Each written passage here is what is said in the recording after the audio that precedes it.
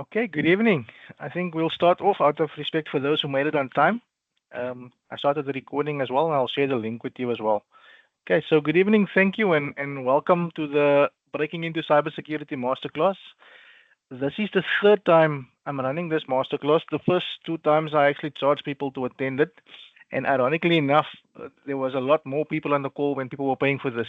I think people don't value something when it's free, but I'm happy you are here. I believe there's some value in it for you. There is a recording of this masterclass already on YouTube, and this one will also be on YouTube, and I'll share the link. And the value really is that every time the conversation does go a little bit different, especially at the end when there's questions and answers, people ask different questions. So even though maybe you've watched that one already, there could still be value in this one for you. Okay. In terms of the format, let me get through all the content just to make sure everybody gets something out of it. And then towards the end, I could do another 20, 30 minutes in terms of questions and answers, should there be any. Okay. The backstory to the masterclass is quite simple. A lot of people message me on LinkedIn and they ask me different questions. What should I study? How do I find a job? What's the importance of personal branding? And I kind of took all those questions and just converted it into a couple of slides and crafted a nice story around it, mainly centered around my experience, what has worked for me, what hasn't worked. And I believe that there's some value in here for you, but you can decide for yourself. Okay. I'm just confirming, Pinky, maybe just give me a thumbs up. Your camera's on if you can hear me and you can see the presentation. Perfect. Okay, and then we can get started. Okay, so maybe just about me. And if you've been to any of my presentations, I never start off with any slides about me. But because I'm about to give you advice, I think it is important that you understand where I'm coming from so that you can make a judgment call whether you want to follow anything I'm about to share with you. So I speak at a number of conferences. I write for a number of blogs. I also write for the ISACA Journal, which is an international cybersecurity journal. It's quite the process to get articles in there. It's peer reviewed by at least 7 people. And I've got 4 articles published with another 2 in the pipeline. I am an authorized ISC2 trainer. So if you are familiar with ISC2, and we will cover them, I'm an authorized instructor, so I can teach CISSP, all of the ISC2 certifications that I hold. I can also teach. And I do a number of different master classes, this being the most common one that I do, but I also do one for small to medium enterprises, and I also do one for cybersecurity leaders. And then, as far possible, I try to give back. So I founded the IAC2 Cape Town chapter. If you don't know what it is, do just check on my LinkedIn. Follow the page. It's a cybersecurity community. Really there to help people. We do all kinds of things, events, general awareness, conference ticket giveaways, you name it, it's all there. So just follow the page on LinkedIn. We are launching our website on the 1st of December. One of the things I do is public security awareness. So I just try and create awareness with people. You know, it's Black Friday, there's a lot of scams, and I encourage everybody to do the same. In terms of your platform, your circle, your family, educate the people. You know, we are in the technology industry and we see these things, but imagine somebody who's working in retail, somebody who's a teacher, who's telling them about the latest scams. And the answer is we should be doing that, right? And then I mentor several people now, not one-on-one mentoring. Basically, what I'm doing here, right? I create these opportunities where I allow people to ask questions, engage with me, and I do one to many because one-on-one is just not practical. I do hold a number of certifications, 28 to be exact, and that's only because I've been in the industry for quite a while. I've worked for 2 big organizations in my time. The first one is TFG, or you might know them as the Fushini Group. Spent about 10 years there, and I was their SOC manager when I left. I built the first in-house SOC for them, so they have a SOC internal, and I built that SOC. And then I spent the last 4 years at Engine, um, architecture mainly, and obviously now head of cyber for Engine. So that's me in a nutshell. What I'm going to share with you here is my experience, what has worked for me. I've interviewed many people. I've never been in a role myself for more than 2 years. I've never been in any one role for longer than 2 years. And to a big part, it's by design. It's being intentional, developing, negotiating, and making it quite clear where you want to be. All right. I also know people who has never moved in the last 14 years. And again, it's by design and it's the amount of effort we put into it. Just mute this person. Okay. So moving along, we are going to speak about certifications, different roles, salary insights. Briefly, we'll touch on that. Soft skills, networking and branding, communities is quite important, cyber communities. ISC2 is a community. Pinky actually runs one as well called SIP and Cloud. There's a lot of these things. It's important to know about them. It's important to join them, be part of them. And if you see a gap, then you start one. And what you find is in the communities is people who's got similar challenges and questions as you. And then you find other people who come there and they want to give back. And then it works quite well. All right. There's a number of templates and things you'll see in here that I reference. I'll share those things with you after the masterclass so that you will get as well. Okay, so starting off, from what I've seen, there's broadly speaking three phases of our career, right? There's a starting phase where you are putting in a lot of effort and doing a lot of hard work, and the output is just not there. So you're studying every day, but nothing is going right. Now you see I've got a dotted line there. The perception is that nothing is going right. What is happening is you are learning, you are meeting people, and you, I want to say you are paying the school fees. All right. Now again, in this phase it's easy also to waste time. I typically I fell into this trap. I wasted a lot of time going to the wrong places, studying the wrong things. So if you look at my history now, you could easily see or conclude I was very confused because the one moment I was studying cloud certifications, the next moment I was doing auditing stuff, and then I was doing hacking and forensic stuff, and I was a little bit all over the place. Although there was, I like to believe, a strategy to it. If I had been very intentional early, I could have focused and saved a lot of effort and time and money, I believe. But we don't know what we don't know. At that point in time, mentors wasn't as freely available. Kind of had to just figure things out as we went along, right? Now what we can do is we can share our experiences, and you take the bits and pieces that work for you, and hopefully you don't make the same mistakes. Then the other phase is kind of now where you are. What you put in is what you get out. All right. So you're doing your job really well, but people maybe don't know that you're doing it really well because you're just doing what you need to do. And then your career development is really dependent on people around you. This is when you are waiting for your manager to recognize you, promote you, but you're not really owning the journey here. And then I think where we all want to be is where I want to say you put in a little, but what you get out is exponential, right? Now this is when we are strategic. This is when we plan things really well, and you do something, and the benefits is just multiple times in compared to the input.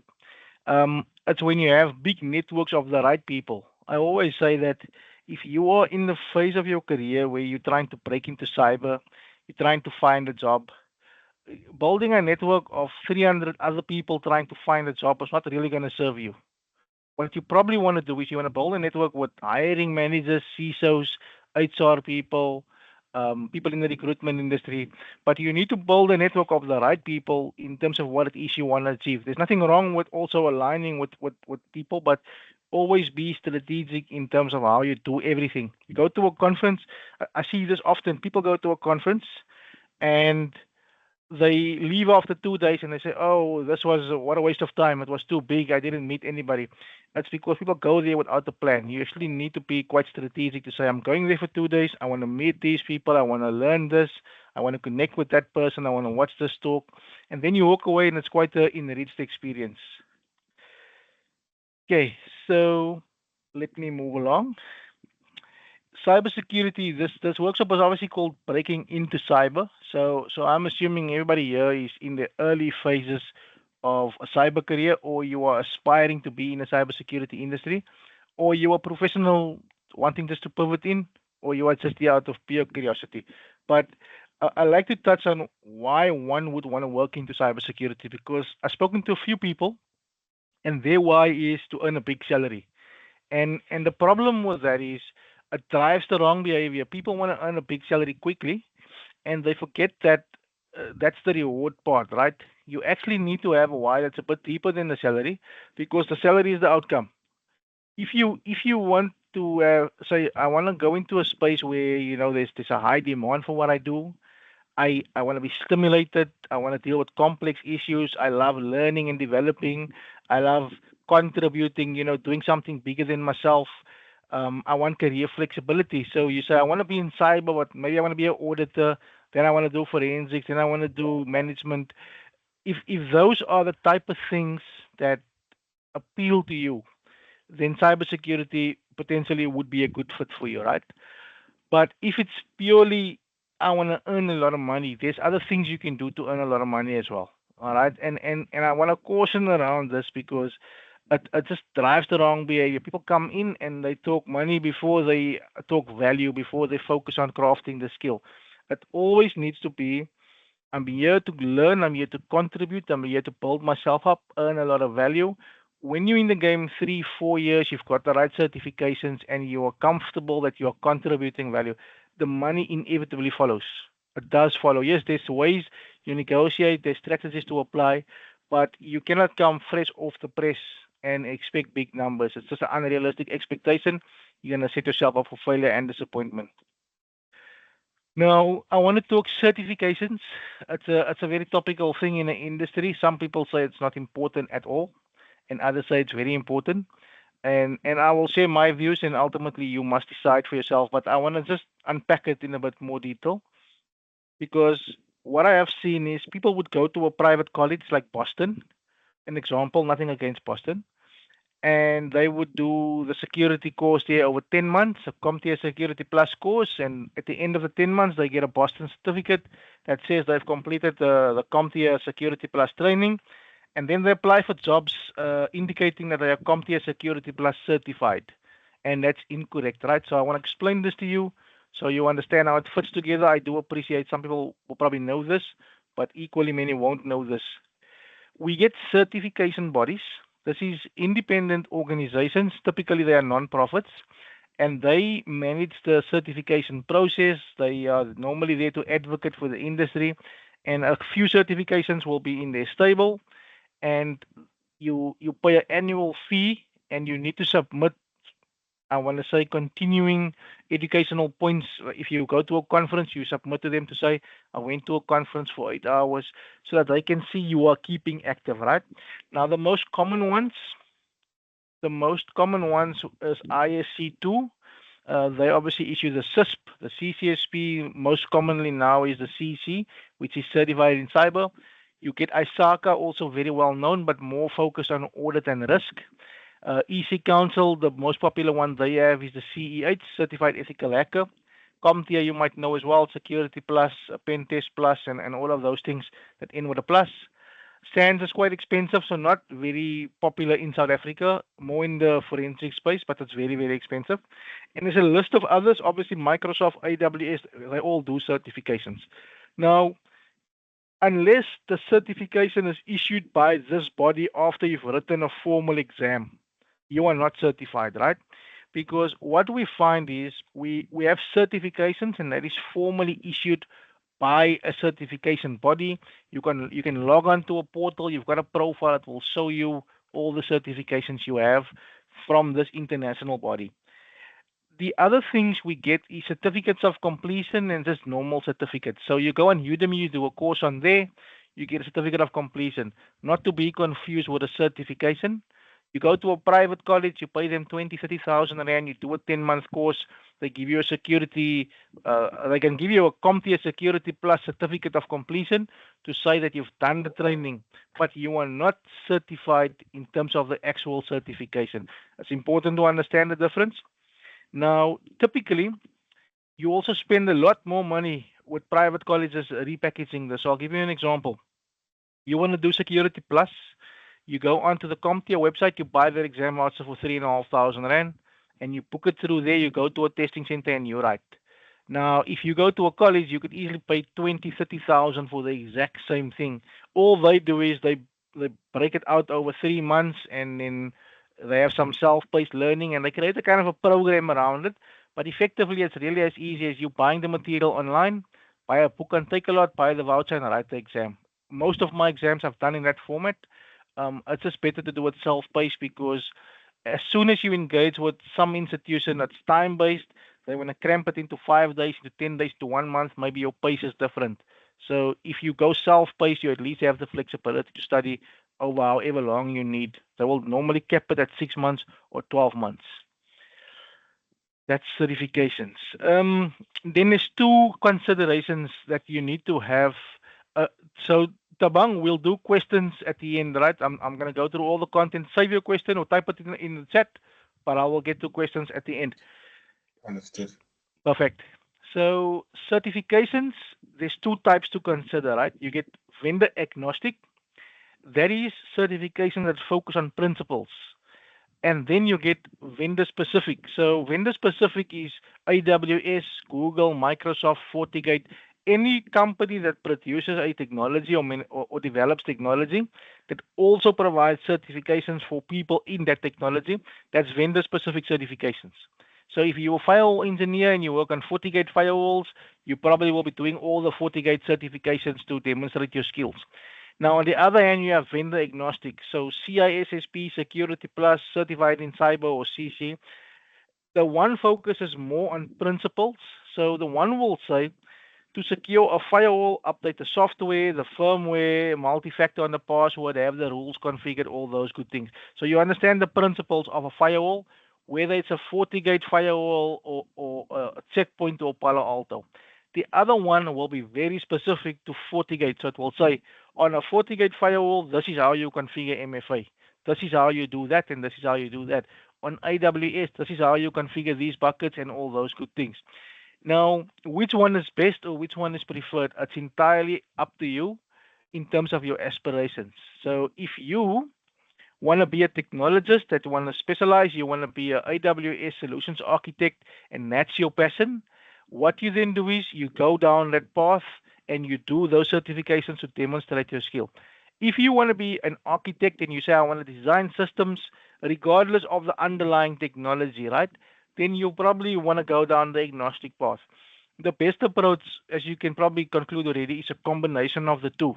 So you might say, let me do Security Plus or CISP, so I have a good understanding of the general principles. But I'm very passionate about Microsoft, so I'm going to go down the Microsoft path. So the combination of the two, at minimum, I would go with whichever way you are leaning. My advice is try to do a combination of the two. All right. You don't want to just go down one vendor path and to forget about the basic principles, or you go down the basic principles and don't understand any of the vendors. Try to balance it. My journey specifically, of the 28 certifications I hold, two of it is Microsoft certifications. The rest is all vendor agnostic. All right, because Microsoft is, I had to bet on a platform, and it was Google, Microsoft, AWS. In my context, it made sense because the company I work for is a Microsoft first company, and I went down the Microsoft path from that perspective. But very light. I spend a lot of time reading and practicing and working on technology. I am just not convinced it's a wise spend of my time to go and write exams when the platform is changing all the time. All right. So from that perspective, I've decided not to go too deep into any one technology. Again, you need to do what works best for you. All right. So I just share what I've done in my case. Um, Entry level certifications, these ones will probably look familiar to you. Certified in cyber, currently it's free. So IAC2 has made available 1 million vouchers. There's still some left. The only thing to keep in mind is when you do pass it, I think after the first year, it's a $50 a year renewal fee that kicks in. Okay. So it's well worth getting if you've got no certifications, well worth getting. If you don't pay the money, eventually you will lose a certification. But if it's a starting point for you, why not? Security Plus, very, very popular. If you Google now entry level cybersecurity certifications, I almost guarantee you this four will pop up. SSCP is not as popular as Security Plus, although it is better in terms of it's a bit wider and deeper and it's a bit more prestigious. The only thing is it's not widely known. The last time I checked about 2 years ago, only 45 people in South Africa actually had the SSCP. All right. Now, there's nothing special about it. It's from ISC2. Like I said, it's entry to mid level. It's a very good certification. And if you are ever thinking about doing the CISSP, which is considered the gold standard in cybersecurity, you probably want to do the SSCP first as part of your preparations. All right. ISACA CSX fundamentals, a relatively easy one. ISACA does have a different language. So when you read an ISACA document, you will know it's different from CompTIA and IC2 in that it's more risk orientated. It's got a completely different read to the material as well. And then obviously when you're 5 years in, you start looking at these ones, and you will see any job in the security space would ask for one or more of these five on the right. So just put them in the back of your mind if you are serious about embarking on a journey. At some point, you'd need to consider one or two of those things. I've done all five of those once, plus a lot more. And there's reasons for that, and we can unpack it if you've got questions in terms of why I did those things. Um, Next up, we'll talk about some common roles. So before I delve into the roles, what I will say is, unlike any other industry, the cyber industry is a bit, I want to say, not unregulated, unstandardized. So it's unstandardized. And what I mean is,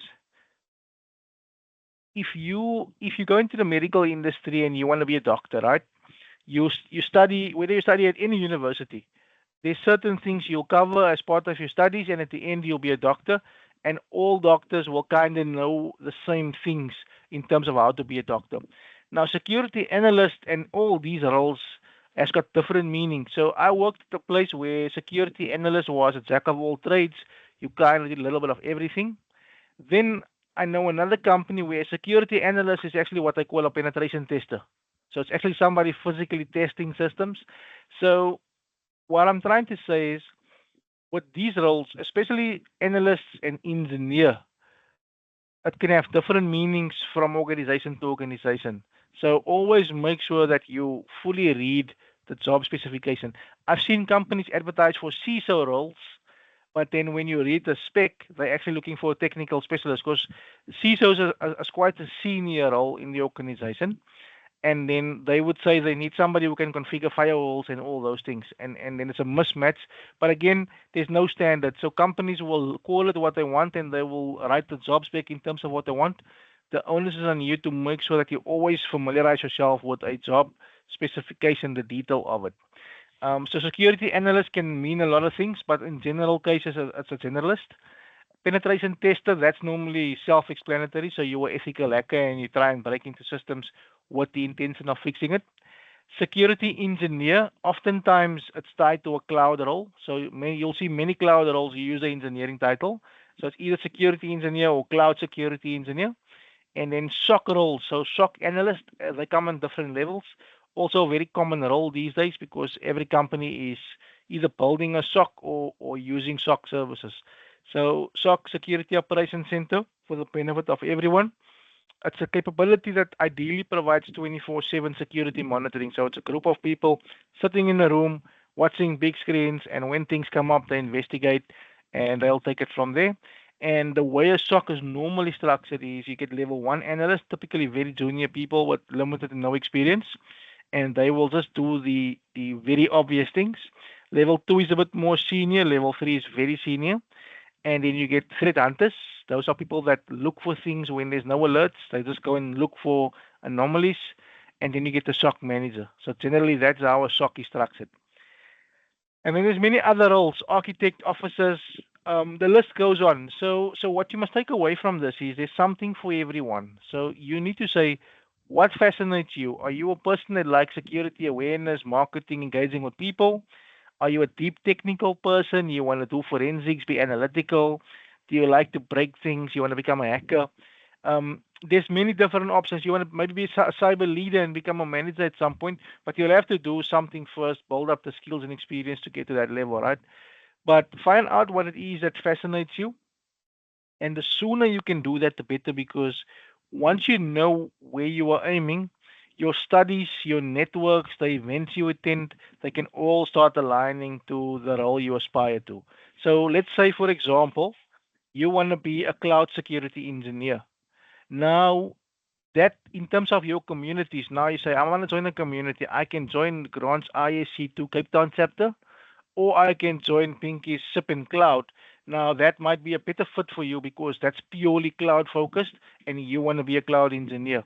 So it does pay to know early what it is you're trying to do. The books you read, the people you connect with, everything will then center around where you're aiming towards. Okay. Um, all right, so I spoke to this already. Okay, I actually mentioned all that. Salary insights. Again, I'm going to share this with you. This is based on what I've seen personally. So all you need to take away from this, other than the numbers, is the fact that uh, there's no standard. There's no standard, eh? So youth development programs. Typically, this is like the Mido Academy, right? You come from high school. You haven't been to any university or college. You do a program for 10, 12 months, and then you go and find a job, right? So you've got some skills development. I've seen them start between 4 and 10,000 rand a month. Typically, that's where you start. If it's a graduate with formal, you got a degree but no experience, right? So now you're looking at a grad program typically, and I've seen personally between 6 and 28,000 is what they start with. At my old company, they start on 6. Where I'm at now, grad start on 28. So you can imagine it's a big difference. And again, what you should take away from it is if you find yourself getting an offer for 5 or 6,000, just know that that's not as good as it can get. If you search more, you could find a 15 or a 10 a month or whatever the case is. But do know at this point in your life that grad programs pay up to 28,000 a month. Probably some more, but this is what I've seen. And then your entry level role, so you've got 12 months experience, you're finding your first job, anything between 15 and 40. And this is the problem also with the industry is you study with somebody, you got the exact same qualifications, and he's earning three or she's earning 2 or 3 times what you're earning. It again comes down to how you negotiate, how you position, and the companies that you choose to work for. All right. Again, if you are working for and we don't always have the choice here also. Sometimes we just want a job, right? You're working for a small company, it's 2 or 3 people, it's a one-man business, and you kind of just take what you get. You work for a big corporate, it's a whole different story. And typically with big corporates, it's certifications, it's training, it's development, it's all in there.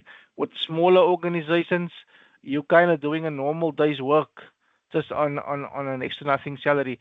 So do try for the big corporates. Definitely try for those graduate programs for your Deloitte, your KPMGs, any big organization.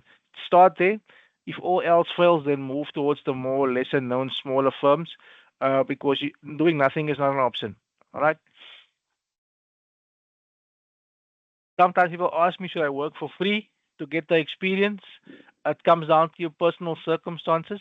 If you are in a situation where you are sorted financially and you've got time on your hands and you can actually afford to spend some hours for free learning, then obviously that's an option for you. I don't personally believe it's necessary in this day and age. I think a lot of companies will pay you something in any case, but again, it comes down to what is the minimum you can work for. We all have things to do, responsibilities. Know what your minimum is. You can't go less than what your minimum allows because that will introduce a different kind of stress on your life. If you can't pay your bills, you can't pay school fees for your kids. So make sure you understand what your minimum is and work with that. And then other things to factor in besides the salary is, do they provide training and mentorship opportunities? Do they allow you to go to conferences? Do they cover your certification and renewal fees? Are they good people to learn from? It's very important because you can go to a place and there's nobody there to teach you. Then what are you learning in that period that you are there? So are they experienced security people who can guide you and upskill you over time? All things to consider as well, in addition to the salary. Soft skills, very important. So I'm not going to cover technical skills because this is the scope is too wide when we talk technical things, right? I'm going to talk about the soft skills because it's implied if you want to be a AWS engineer, you need to know how to work the platform and vice versa. So that's implied, right? But things that's maybe not always implied but very important. And again, I'll share a personal story. Most of my career success over the last 12 years, it really comes from these three things you see on the screen now, right? I don't want to say I've never bothered much to become deeply technical because those things change all the time, right? So you know enough to do what you need to do, but where a lot of people fall short is the ability to communicate. So whatever it is you do, you're investigating an incident, you're fixing an issue, You need to relay back to your manager and other managers what the problem is, how we fixed it, and this is where things fall flat for people. They can't speak the language. They can't use analogies to articulate something in a way that a non-technical person would understand. And I spent a lot of time, and I still do, practicing this, where you could go into a boardroom and you speak to the CEO on something, and you then go into a lab and you speak to the engineers on the same thing, and you can seamlessly integrate between the two languages, and that's a skill worth acquiring early. Um, Both speaking it and also in terms of writing it, because you're gonna write reports. I mean, everything we do, there's gonna be a report at the end, the incident report, the monthly report, the quarterly report. The ability to write is very important, right? It reflects on us as well. What advice I got here from a guy called Philemon Zongo is he actually encouraged me to start writing for the Isaka Journal. Now that in my experience, it forces you to really master the writing skill because they're very critical when they review things. The way you write it, don't use four sentences if one will do. And people don't have a lot of time in the industry to read 13-page reports. If you can say it on one page, say it on one page. So communication absolutely important. Attention to detail. It's key because you're investigating an incident and something as simple as a time zone makes a difference. So you're looking at an event log and it says 6 o'clock. You need to know 6 o'clock in what time zone because you're working with cloud platforms. It could be a different time zone. And then your incident timeline is all out. So small things like that matter. All right. And then the problem solving mindset is absolutely key. Things break all the time. We deal with various problems. And if you are the person that says, I'll get it done, or let's understand why it broke in the first place, let's get to the root cause, those things will serve you well. So I shared with you the advice, start writing. Also in terms of building your brand, if you if you start contributing on LinkedIn articles, anything, because when you are able to articulate back to other people, then you truly understand it. You can't write something and not understand it, right? And something that is also a passion of mine is storytelling. So if you find something interesting, can you bring it back and use that story to explain cybersecurity concepts? Can you use an analogy? People appreciate when you simplify things like that. Okay, now we'll talk about personal branding. I think it's important because why? I'll share with you why I believe it's important. Actually, I've seen people not do this and they get overlooked. So what happens is you are very good at your job and you are just slaving away and you do a great job, but the world doesn't know you exist, right? And your company kind of thinks you're happy because you're just there quiet, complying, and opportunities don't come your way. Now, the other side of this is we all have a personal brand. Let me start off by saying that. Whether you believe in it or not, you've got one. It's what people think about when they think of you. All right. So you are always late. You get things done. Um, you complain a lot. Whatever people think about when they think about you, that's the brand, right? Now, the only question is, do you want to control the narrative of your brand? Do you want to control the message that people will get when they think of you? And there's a lot of power when you do. For me personally, it's opened up opportunities. I've had job offers from people that's never seen me work. They've just seen me online. I've had international travel trips fully paid for just off the back of people seeing me online, right? So the brand is quite powerful when we utilize it. And I want to emphasize something very important here is the brand comes on top of expertise and experience. You can't start off building a brand with no basis because what you want to do is you want to build a trustworthy brand to say I know what I'm doing, I'm respected in the industry, but there's some work to be done. So I want to caution to just say put in the effort, do the work, and then also acknowledge that at some point you need to position yourself intentionally so that people know about you. It's just the way it is. If there's good opportunities out there, people say we need to find the best of the best people for this. They need to be able to find you in some way or another. Right. That's that. Yeah, this is what I mentioned now. Credibility is something because in a public domain, right, people can call you out. So if I publish an article or I speak at a conference or I publish anything online, I am vulnerable to the fact that anybody anywhere in the world can challenge me and say it's absolute nonsense you're speaking, or they could question you, right? So the fact that people question you and you could respond back to that, or the fact that people don't question you, it does speak to credibility because you probably know what you're talking about if you're going on a stage with 1,000 people and saying things, right? And then the other one is the obvious one that it does attract opportunities. It does open up doors for you that otherwise wouldn't be the case.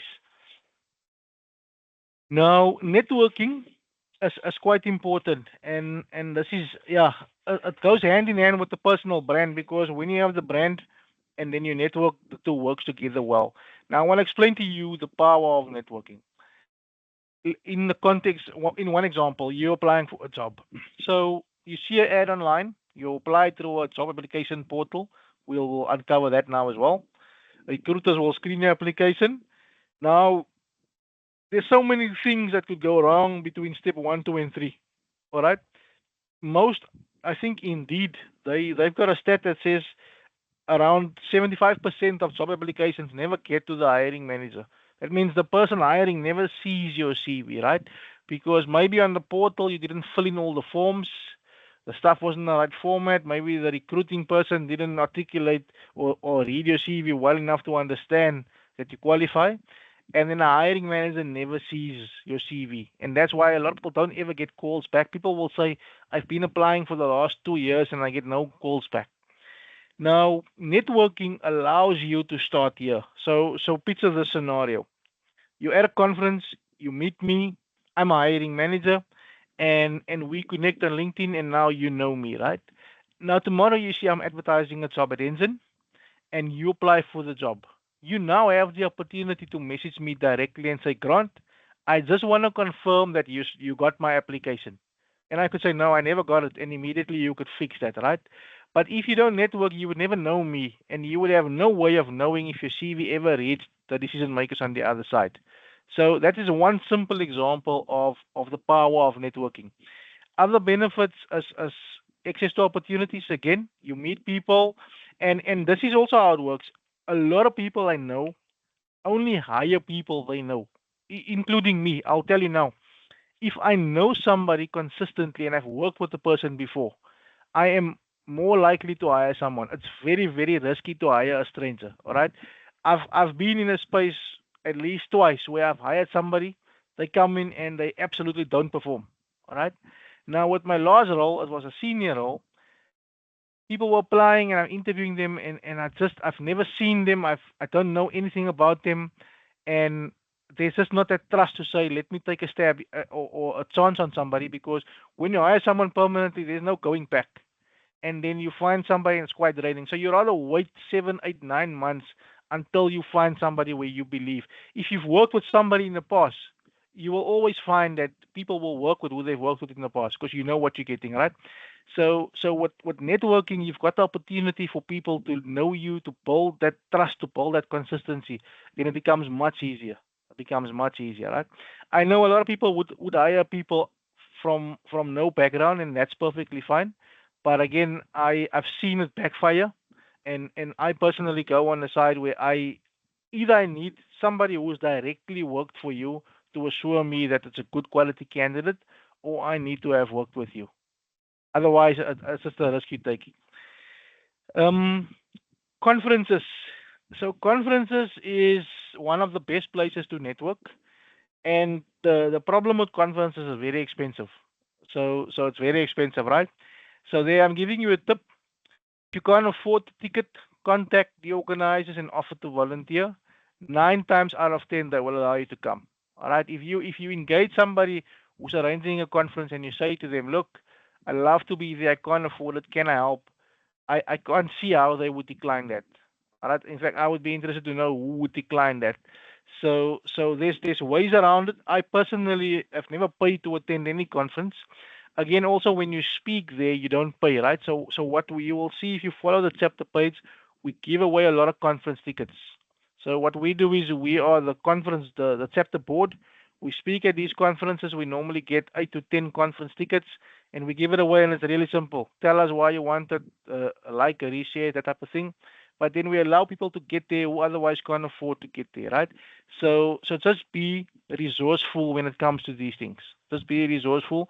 Don't look at the price and say I can't afford it. Look at the price and say how do I navigate around this and make it happen anyway. That's the key. LinkedIn, I'm gonna just share some quick tips with you. Add a banner. So it just looks better than when there's no banner. So I think the banner looks neat. Mine is outdated now, so I must fix that. But add a banner. You can go on Canva. There's free templates available. I personally, and this is a bit of a controversial one, and you can have questions on this and we can chat about it. But I would remove the open to work banner. What I'm seeing is when people put that banner on, the world just look differently at people when they're desperate. All right? It's almost like people judge you because you are now open to work. And people more times than not they want what they can't have. So if you are happily employed, people are more likely to want you. So unless you've got success stories where that banner actually worked, I'd love to hear them, right?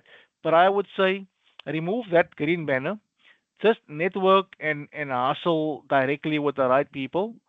But I've never seen that banner do any good. All right. What I do know is people look at it and they're like, oh no, if he's open to work, why can't he find a job? What's wrong with the person? That type of thing. There's a featured section on LinkedIn. So remember when you post things, inevitably they go down your feed and eventually they disappear, right? So if you feature them, they stay on top. Don't feature a million things, but maybe the top five things that you are very proud of. If somebody views your profile, they can immediately see the top five things, or you can. There's no limit on that, but don't overdo it. Write a good about statement. So put some thought into it. If I'm reading your about statement, it needs to tell me the most important things in the first 60 seconds. Otherwise, it's a wasted opportunity, right? If somebody views your profile, it means for some other reason they're looking at you, and then you want to meet them with a nice profile picture, a nice background, and a very clear about section. Otherwise, yeah, it was a wasted opportunity right there. And then from your side, engage on LinkedIn. If you don't feel comfortable posting things yet, depending on where you are, just engage. Like, comment, share. You find something to say, thanks for posting this. I find it quite useful. All right, as a start, and later on you can maybe contribute a bit more meaningful but start engaging. All right, and then follow people that share opportunities and insights. Now I put my name there also, but I do believe I share good stuff. Mr. Fingers, he shares a lot of content around breaking into cyber, podcasts, everything. And a Collard, Philemon Zongu, and Confidence Tavili is probably Africa's biggest cybersecurity presence at the moment. So follow these people, and then from there you build a network.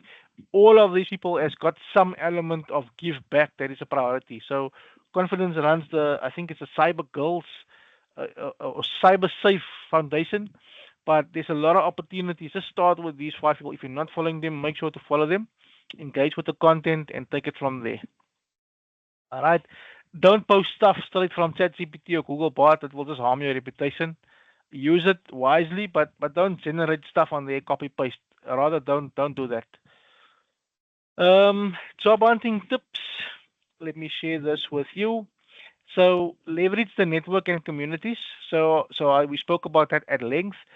For communities, I will share with you a link later, but I've got, on my website there's a link with all the communities. I think I have it here. Oh yeah. So on my site, so just granthughes.co.za/communities. I list not all, but from a Cape Town perspective, everything that I could find, and then a few in South Africa, and then one or two globally, right? But for the most part, they are centered around Cape Town, and it just tells you what it does, and there's a link to it. I did not yet list SIP and Cloud here, but I will list that as well. And this is really just groups of people that got a very specific focus. You see, UCT CyberSec Evolve is a group of UCT students that's aiming to address the gap between academia and students and all those things. And to each one, there's a link. So there's like 20 or more there. And if you know of more I should add, just drop me a note and I'll add it, right? Don't join them all. Take one, two, or three that you believe aligns to what you want to do and be part of it. because you have to also be part of it. If there's meetups, events, online webinars, you want to be there, contribute, and be a meaningful member of the community. All right. Some of it is free, and some of it, but all of them are very low cost. So if it's not free, it's very low cost. Tailor your CV to the different roles. So not for every application a different CV, but if you are targeting a cloud role, then make sure the CV that you're submitting emphasizes your cloud skills first. If you're targeting a GRC role, you probably want to highlight some risk management skills first, right? So just make sure the CV has got the flavor of the job role in there, because oftentimes in the roles and responsibility section, they are quite clear on what they want you to do. So it does help when you write your CV to bring in the same terminology and things, because you could be doing something but calling it something different. You rather want to call it what the employee is calling it. So just make sure that you study a job description properly and your CV is kind of aligned to what they are asking. Practical skills is a difficult thing if you don't have any work experience, but we know there's Hack the Box and Try Hack Me and various online labs. Use what's available at your disposal, build a portfolio. The saying that says it's better to be resourceful than to have just just be creative. Build an app, build a project, do something that allows you to demonstrate that you've tried or you've got the skills. People understand if you've never worked before, you can't have experience.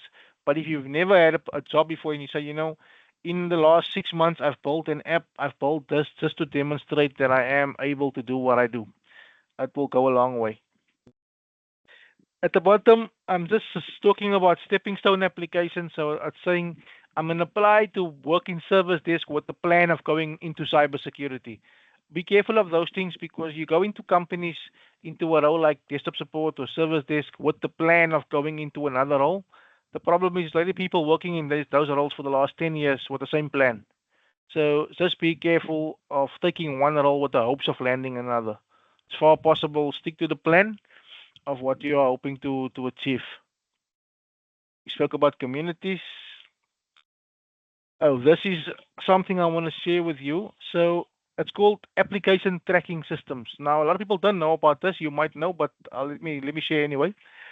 Indeed.com is saying 75% of qualified job seekers are rejected due to readability issues. So they're saying, out of every 100 people that apply, 75% of the CVs never get to the person hiring just because of technical issues with the CV document.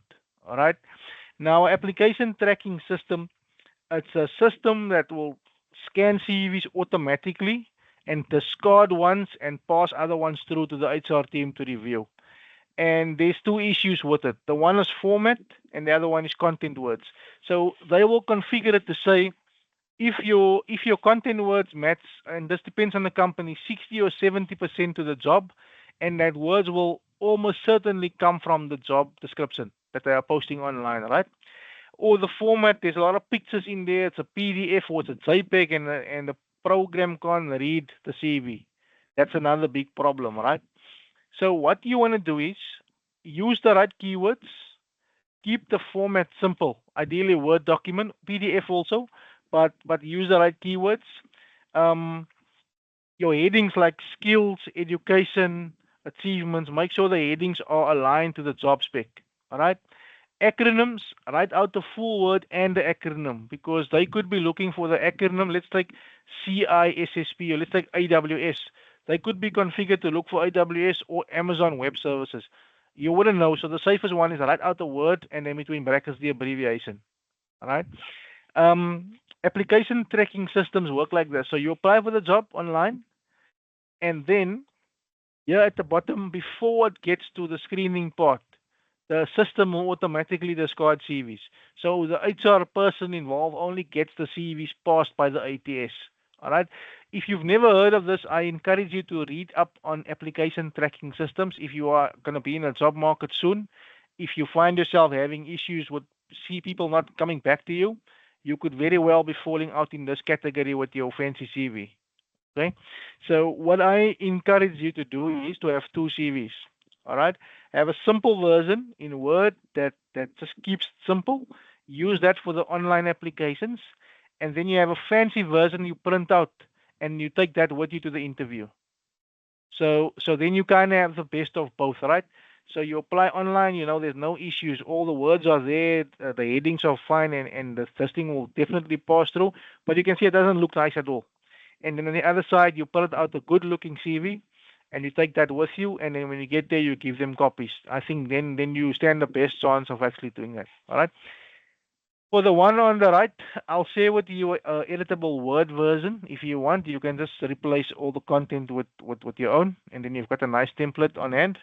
For the one on the left, you can just open a Word document and start typing away. Um, Now I'm going to close off, and then we can take some questions, right? So in closing off, what I'll say is recognize opportunities at your disposal, even when it's not obvious, right? When you're speaking to people at a coffee shop, wherever. I'll tell you a story on my side. So Philemon Zongo is now my mentor, right? He's a global influence in the cybersecurity space. I met Philemon at a coffee stand at one of the conferences. I'm making coffee, and here this man standing next to me, and I'm chatting to him, and I knew who he was. But at that moment, we both standing there. I took the opportunity. I spoke to him, and we spoke for 2 hours after that. And it's 3, 4 years later, and we are very close now in terms of he's my mentor. He guides me, and it's been life changing in terms of my career development, right? So as you're moving through different circles, you meet different people, see it as an opportunity, ask them, what do you do? What advice do you have for me? What are your thoughts on this? You never know where you find that fit. Um, be mindful and intentional about building your personal brand. It's powerful. I can tell you in my case, it's been tremendously powerful.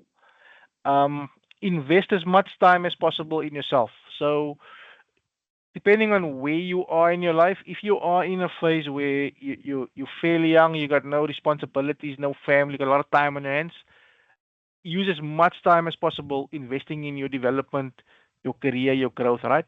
As time progresses, we get more responsibilities. It becomes more challenging to do it. Not impossible, just more challenging, right? And I see a lot of people who's at the phase of their life where they don't have a lot going on in terms of family, kids, and all of those responsibilities. But somehow they're not capitalizing on the time just yet, right? And then some of us might know that once you're in, you've got those responsibilities, you've got things to do, people to pick up after work, after school.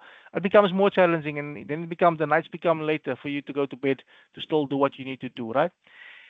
And then most importantly, you're going to learn whatever field you go in terms of technical cybersecurity, master that. But communication is going to be your claim to fame, right? The ability to communicate clearly is going to be your claim to fame. The ability to write well will differentiate you, because what value can you serve if you can't explain to people what the problem and solution is? Okay, and then you see this image in terms of the ladders, right? To master the corporate game, you need to balance these three, right? So experience and skills will come with time. Qualifications, it depends on your circumstances. Not everybody can go to university and study stuff, right? If your life doesn't permit you those things now, then it's fine. Focus on getting the skills and the experience. When you work for a place, they've got a funding budget, a development program. Do the certification that you can do as much as they permit you, right? There's free things, there's a lot of free certifications available on the market. The premier ones, some companies are more generous than others. All right. Whenever people have told me that you can study anything you want to study, I will go for it until they say stop. And then at some point, when you are able to, consider doing some university studies part time. I say when you are able to. I'm very sensitive that not everyone can afford these things. I personally studied part time my BTech and my masters. I studied all those things part time while I was working, purely because at the time I couldn't afford to study more full time and not work. So when you kind of manage all three, I think that's when you start getting to a point where you can name your price in the industry. All right. When you're missing certifications, you're missing qualifications, people will try to negotiate with you. Yeah, but you don't have the papers. Yeah, but you don't have a degree. Then it's kind of like, let's negotiate with this person. But if you're ticking all the boxes, I can do the job. I've got the qualifications. I've got the certifications. There's no real argument that people can hold against you when it comes to negotiating a good salary. So that's the story. What I will share with you, let me commit to tomorrow, so I don't I manage expectations. I will share with you tomorrow a link to this recording. I'll put it on YouTube.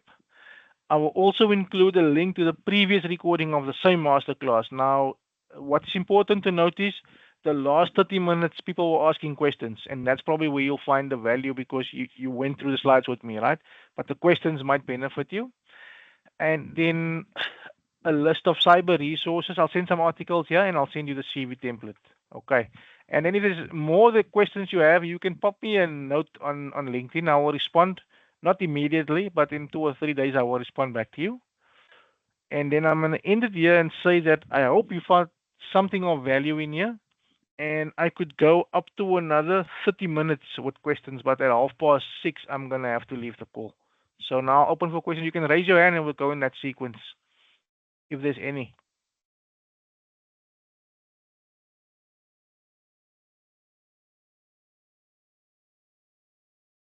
Okay. So far, there's nothing. Oh, let me see. People. There's a hand there. Yes, you can speak. Is it Uh, Mpumalelo? Yes, it's Pinky. Thank you so much for informative session. Sorry, I just want to find out: do you have a subscription fee on your other projects or ISC2 or something? Sorry, Pinky. Do I have a what fee? Subscription fee. Yes. Okay. On the IAC2 Cape Town chapter, there's going to be a fee, yes, Pinky. So I'll tell you why there's a fee. There's going to be two tiers. There's going to be a community tier. It's going to be 149 rand a year. All right, for the year. Okay. And it's going to be a professional tier that's going to be 750 rand for the year. The reason why there's no free tier is very simple. When things are free, everybody signs up. People don't pitch. Now, this is a good example. This webinar was free, right? And 120 people signed up, and there's not even 20 on the call. You understand? People don't commit when they don't put something in. So we've concluded that 149 rand a year is reasonable for people to commit to say I'm actually serious about being part of this. We also have a space where you can put your name down to say I really want to be part of this, but I can't afford it. Then what will happen is somebody else can sponsor you for the year. But then it becomes another commitment between you and me. So I say, Pinky, I'm going to pay 149 for you, but I want you to really use it for the year. You understand? Our principles on that chapter is a simple, Pinky. It is one of the principles is accessible but not free. All right, and I've never been a fan of free handouts. It drives the wrong behavior and people become entitled. Okay, so I hope that answers your question, Pinky. Yes, Perfect. yes. Thank you so much. You're welcome. Any other questions? You can also Tamsankwa, Yes, can you hear me? loud and clear. All right. So I wanted to ask. I actually wanted to start in the cybersecurity space as well, and fortunately got information about the certified in cybersecurity certificate, which I've actually started now studying, and hopefully I'll be writing soon, hopefully in December or January. So what I wanted to know, because most of the advice that I'm getting, so I don't have experience in cybersecurity or any IT role. I'm from a banking role for the last 10 years, but I want to pivot now to cybersecurity. So people are actually telling me that I need to actually start in, your help desk, your your network administration or network engineering roles before I can actually look into moving into maybe your basic or your entry level SOC analyst level one Yeah. jobs. So is it the right route actually to look at it that way? Maybe do not do the CC first or the No, no. security I'll plus I'll first, tell you. or I'll tell you. Okay. yes. So you see, what I said earlier, the industry is not standardized. Now that Okay. can play in your favor now, right? If the industry was standardized, the rules would be very clear. You have to start in service desk, you have to start in help desk. But because there's no rule book, you can really start wherever it works for you. All right. If I were to hire you tomorrow as a cyber analyst, you'd be a cyber analyst. That's the beauty of this whole thing, all right? So what I would encourage you to do is, you've registered for the CC. Take your time to study it because if you've never done cyber, then all those things will be brand new to you and probably a little bit complicated for you, right? So don't rush the exam. I would say really immerse yourself in the material. Try to master it. Okay. Write down things that you don't understand and then ask people to explain it to you. Okay? Okay. So Okay. so that is fine. Um, what I would say is you need to reflect and say, what are the skills you currently have? Because you're not starting from zero. You see, you can say, I've been in banking, I've got no IT experience, and now I want to be in cyber. That's how you position yourself, right? Or you could say, I've been in banking, I've got very good communication skills, I've got very good analytical skills. You identify all the skills that would work in IT, and you start bringing them to the forefront, right? So you're not coming from a place of no experience. You just need to look at what you have and to see how can we package it in a way that resonates with what is needed in our game. Okay. Does it make sense? Thank you, Grant. It makes Um, sense. So let's say a person works in marketing right now. Now you say, "Oh, I'm coming from marketing to cyber. I must start over." But if you think of cybersecurity, one of the big things we do is awareness training. We influence people not to click on links. And what does marketing people do? They influence people to buy things, right? So the ability to understand people and communicate and influence people and cultures is 100% transferable from marketing to cyber. You're just selling a different product now, right? So in your case, you probably want to spend a little bit of time, and the chapter will do this for you, right? We're gonna look at people transitioning in and have some kind of format and support structure where we say, because you're not the only one who's been working long in one role now thinking about coming into cyber. Where do you start? Is starting with a certification the right place? Is starting maybe sitting with somebody on a one-on-one mentorship saying, what are my current skills? What do I want to do? All those things. But the chapter will support you there. You see, All right. it's one of the reasons that we exist is to help people break in or transition into the field. Okay. No, thank you, Okay, Grant. but don't take the advice that you must start in help desk as the gospel. It is possibly a route many people have taken. Even me, I started in desktop support before I was in security, right? So I come from there, but I'm certainly not now telling you that's the only way in. I've seen people successfully start in cybersecurity, all right, with no experience in help desk. It takes a bit more, it takes harder work for them to catch up because they don't understand the basics. But I've seen them successfully master it, and they are now experienced security people who's never worked in help desk. So it's possible. Okay. Okay, Thank you. you're welcome. Right. Nicola.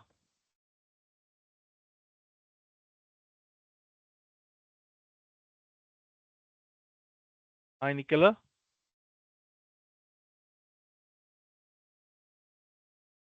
We can't hear you if you are speaking, eh?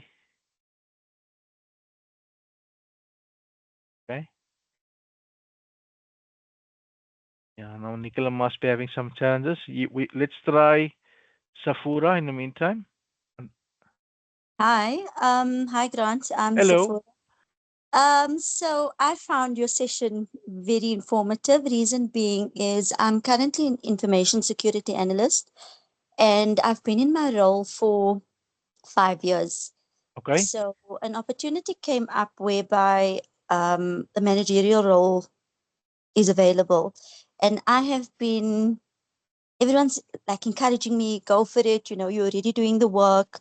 Like what's holding you back? And I think mine is it was just a put off. I did my security plus training last year, and I'm actually regretful that I didn't come across your video sooner, because like you're saying, it was a 12-month course, and then you like basically with work and a family, you feel so pressurized, when it comes to studying, that you can't keep all the balls going, because now you're like, I have to finish by this date.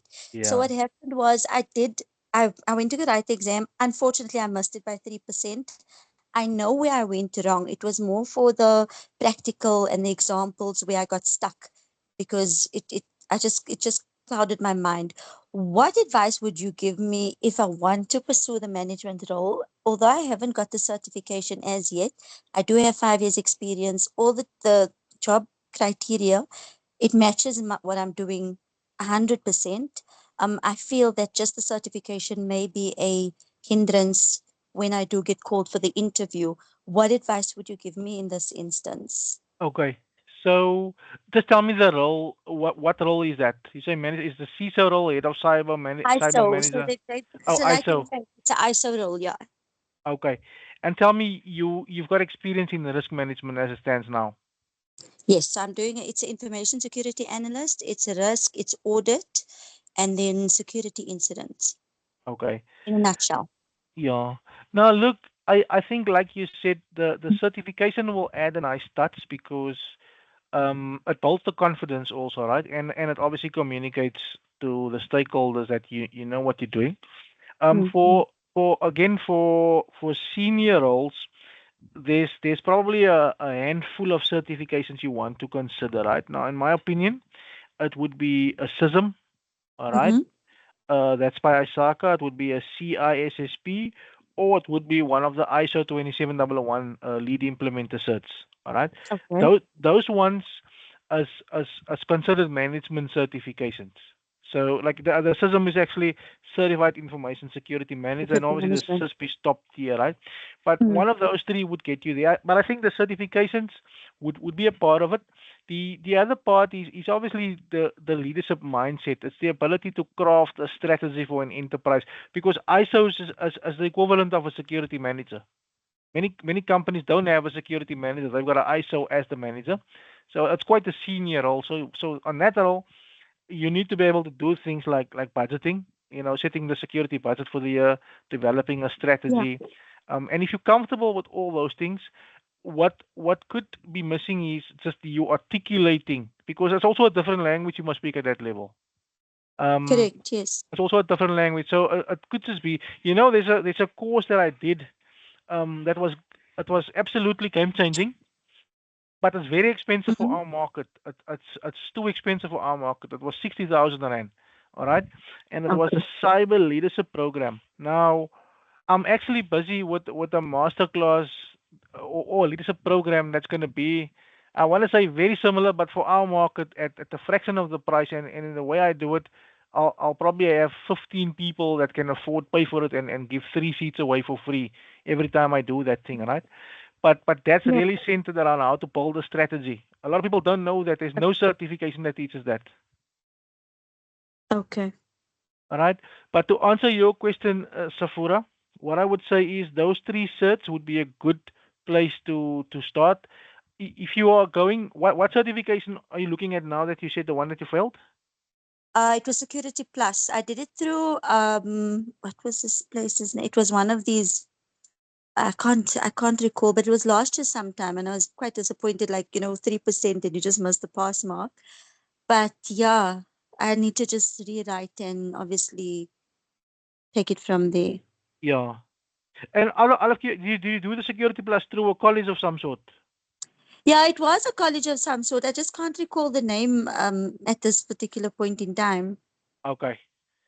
Okay, no, perfect. I spoke about it earlier. The reason I ask Yes, is I so heard. so earlier I said there that a lot of these course institutions, right? They give you the syllabus and they have their own materials and it's kind of a 3 4 month thing. Mm. And the other side of that is sometimes, and you probably paid quite a fee to do it as well. Um, Yes. do you mind sharing with us more or less what that fee was? So it was paid for by the company. But it was about 18,000 rand. You see, now for Security Plus, if you were to buy your voucher tomorrow, you'd pay 3,200 rand for the Mm. international exam voucher, and you'd spend another 800 rand buying an official book on Take a Lot. And that's why I said I regret not coming across And earlier. no, 100%. But I think it's so powerful that you actually share the story for everybody to see. Mm. Because sometimes for 18,000, you effectively had the money in there for 3 or 4 certifications. Yeah, You and it see. was just like, you don't know what you're doing, and then you're like asking people for advice. And they're like, no, just go look around here and do this and do that. And there's a 100%. and it's an easier method. No, no, you're right, and that's why we share these things for people. And unfortunately, you got it too late, but that's why Yeah. we share. Somebody came to me and they said they want to study cybersecurity at Hyperion Dev, and it's 25,000 rand Black Friday boot camp special, right? And I said to the person, I've no one in the cybersecurity world recognizes or respects Hyperion Dev. Mm. So you're gonna study this thing there for 3 months, and it's going to be on your CV, and I won't even look at it twice because we don't Yeah. know Hyperion Dev as a cybersecurity provider of training content. So no, thank you for sharing that. You're welcome. Yeah, Okay, that's it. Thank you. You're welcome. Nicola, you want to try again? We can't hear you, Nicola. You can type also if you want, eh? Because maybe you got issues with the mic. You can actually type the. Oh, there you did. Okay, you did type the question. What is your opinion on the Google cybersecurity cert as it exposes you to labs, Linux, and Python? No, definitely. I think the Google ones are good. I know a few people who's done it. I haven't done it myself. So what I'm saying now is not coming from a person who's actually done it. Google generally don't mess around when it comes to the quality of things, right? So just because it's Google, you already know you're starting off. As far as I know, it's also free. So without a doubt, pursue that. But what I would say is the following, right? So you are going to learn a lot, but reflect back on why do we do certifications? We do certifications to prove something to ourselves, to the market, and it's normally got to do with wanting to validate something. Now, the test you can do for yourself, Nicola, is how many jobs are asking for the Google certification? Probably none. If you go search now on LinkedIn, you probably find no job is asking for it, right? So it's not going to make you more marketable.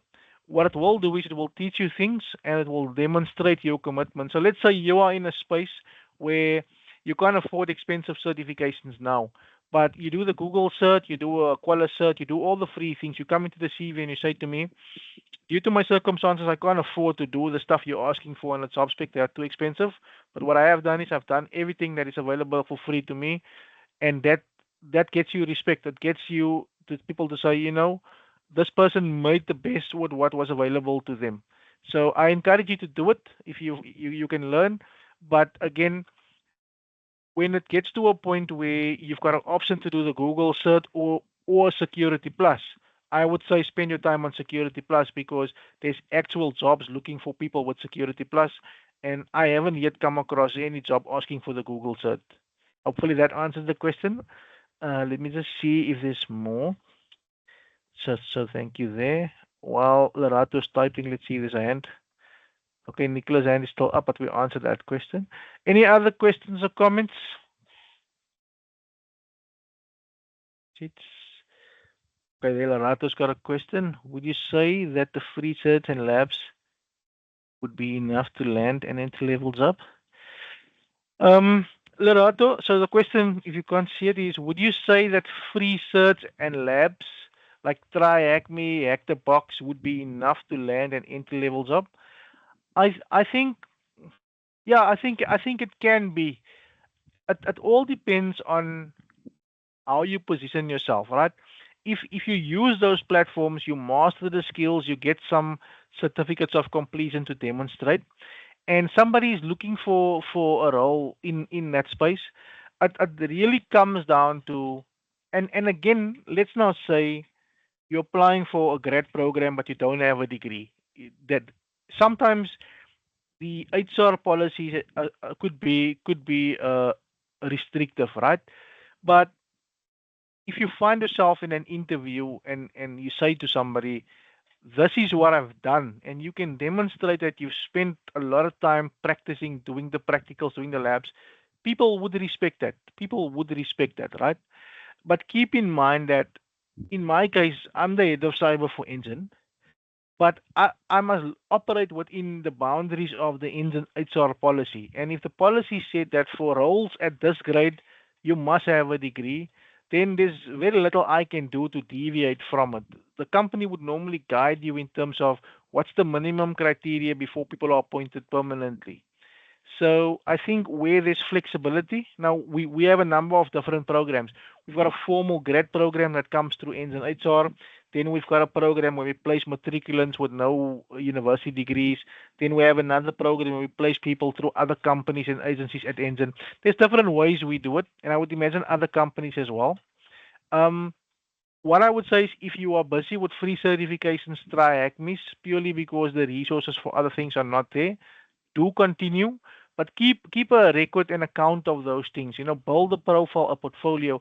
So when you land the interview, then you articulate clearly to say, "This is what I've done for the last 12 months." Okay, it's just about how you articulate that back to the market. Thank you, Lerato. Let's go to the people are typing. Let's go to hands.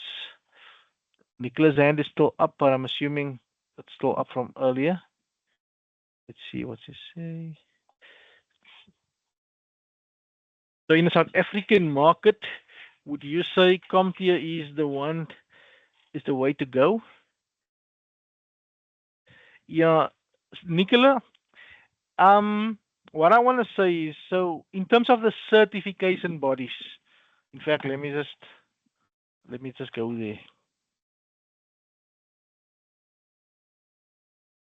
In terms of the certification bodies, right?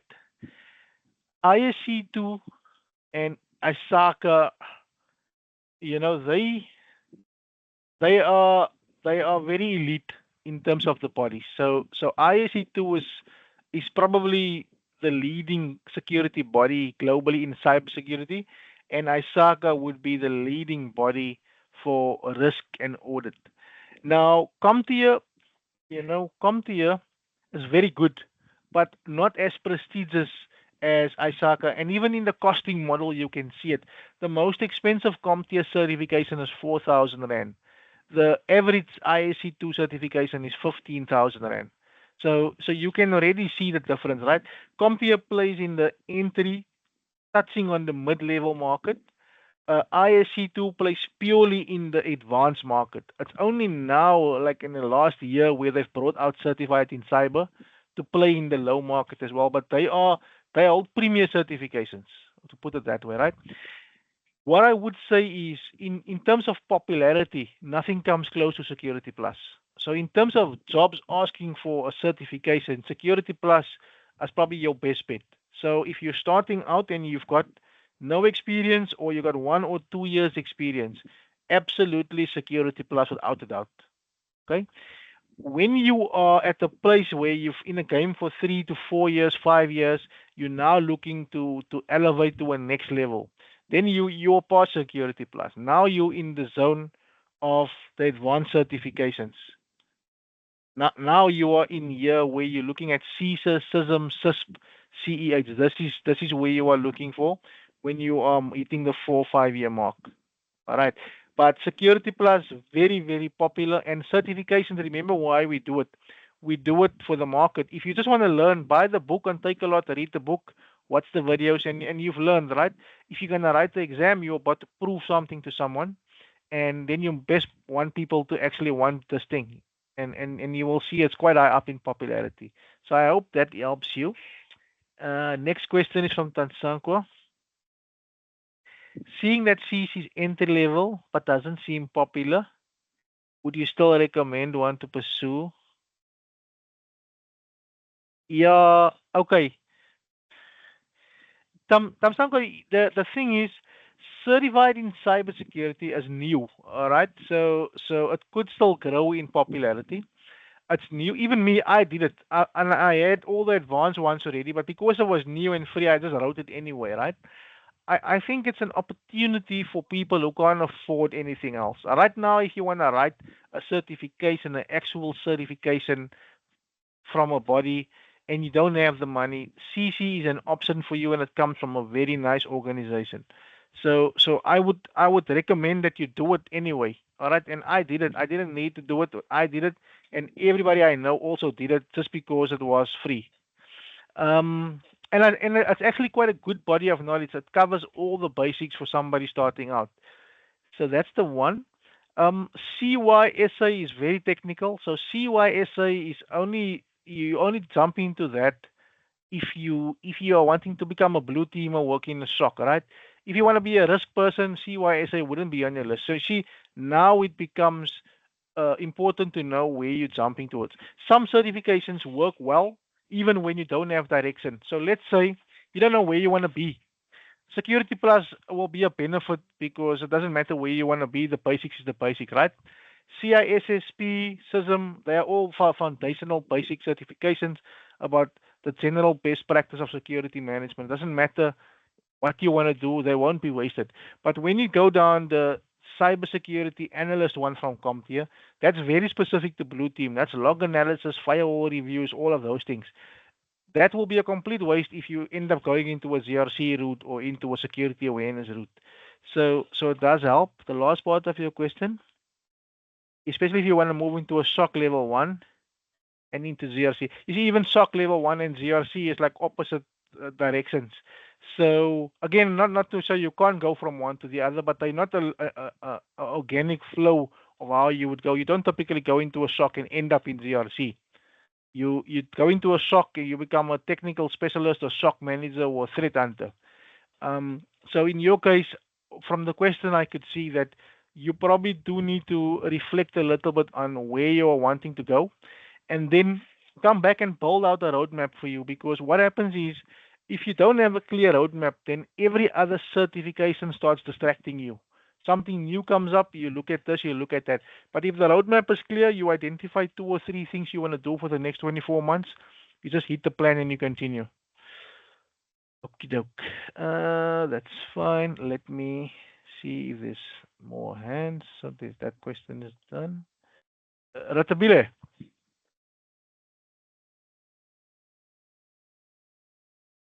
Yes, hello. hello.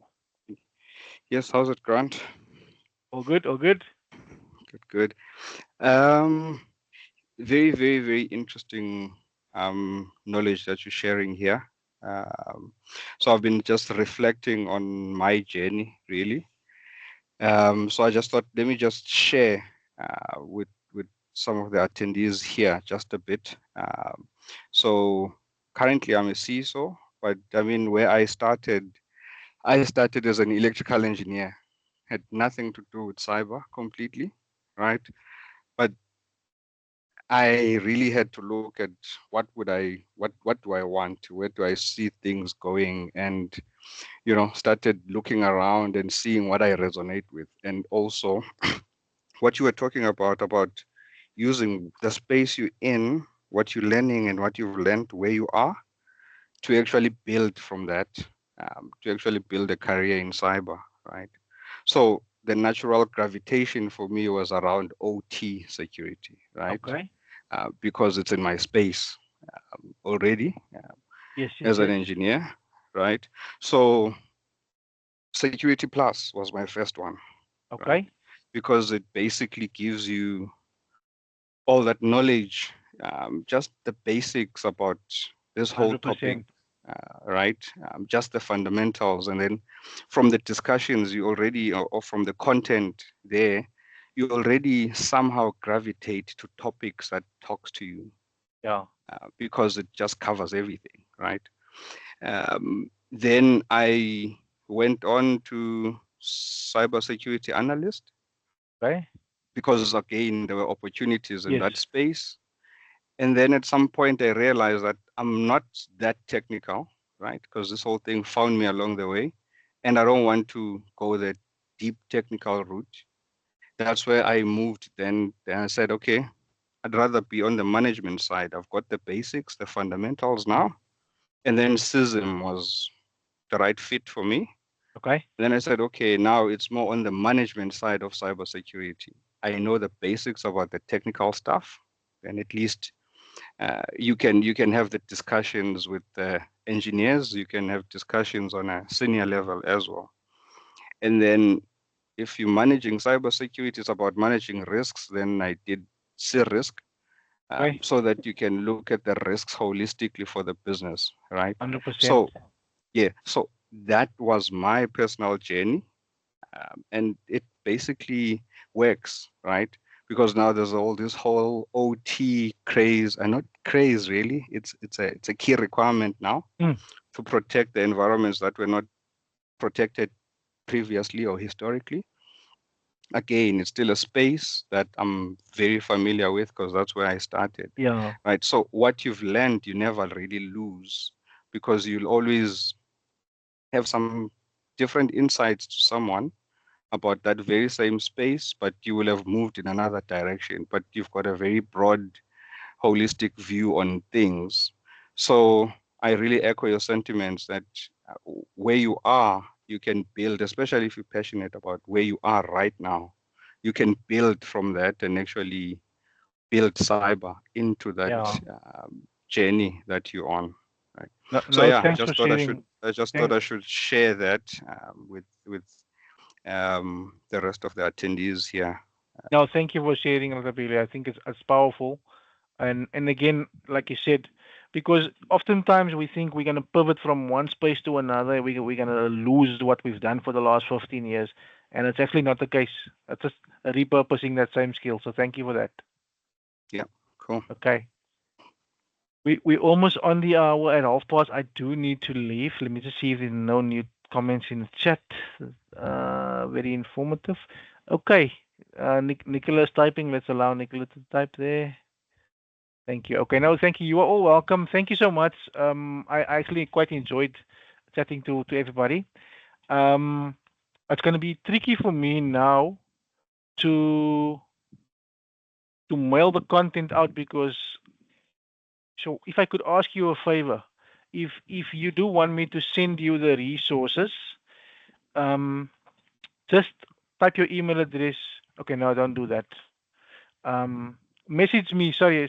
Just drop me a note on LinkedIn to say you are on the webinar and drop me your email address on there, and I'll send you the content. The reason is there's 130 people that all registered for the masterclass, and I'm not going to be sharing the content with everybody, only with those who attended. So if you do want these resources, just drop me a note on LinkedIn with your email address, and I'll mail it to. Let me say not tomorrow, the day after tomorrow, I'll mail it out because I've got something on tomorrow. So on Thursday, I'll send the mail. Okay. Thank you, everybody. Have a lovely evening and appreciate your time. Thank you.